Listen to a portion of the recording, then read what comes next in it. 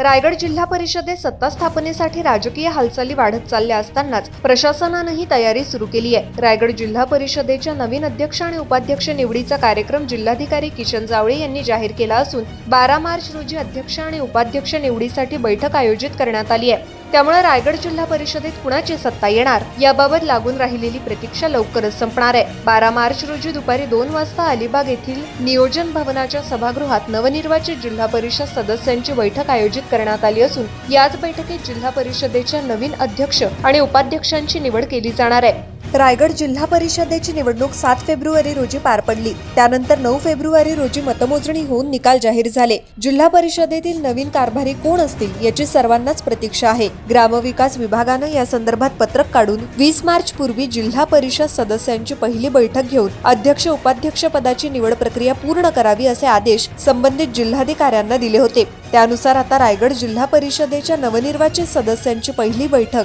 ही 12 मार्च रोजी होणार असून याच बैठकीत अध्यक्ष उपाध्यक्ष यांची निवड होणार आहे। सध्याची राजकीय परिस्थिती पाहता भाजप आणि राष्ट्रवादी काँग्रेसचे मिळून 31 सदस्य होतात। दोघे मिळून सत्ता स्थापनेचा दावा करणार आहेत। यात भाजपकडे अध्यक्षपद तर उपाध्यक्ष राष्ट्रवादी काँग्रेसचा असणार आहे। या सत्तेत शिवसेनेला सहभागी करून घ्यायचं की नाही याबाबत निर्णय अद्याप झालेला नाही। पंचायत समिती सभापती निवड रायगडातील 15 पंचायत समित्याच्या सभापती उपसभापती निवडीचा कार्यक्रम देखील जाहीर करण्यात आलाय।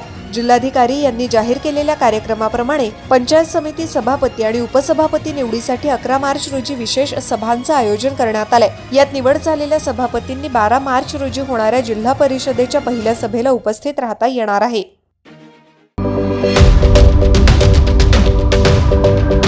यूट्यूबवर सुद्धा रायगड टाइम्स सर्च करा आणि पहा रायगडच्या कानाकोपऱ्यातील प्रत्येक बित्तम बातमी। आणि हो, लगेचच सबस्क्राईब बटनवर क्लिक करायला विसरू नका।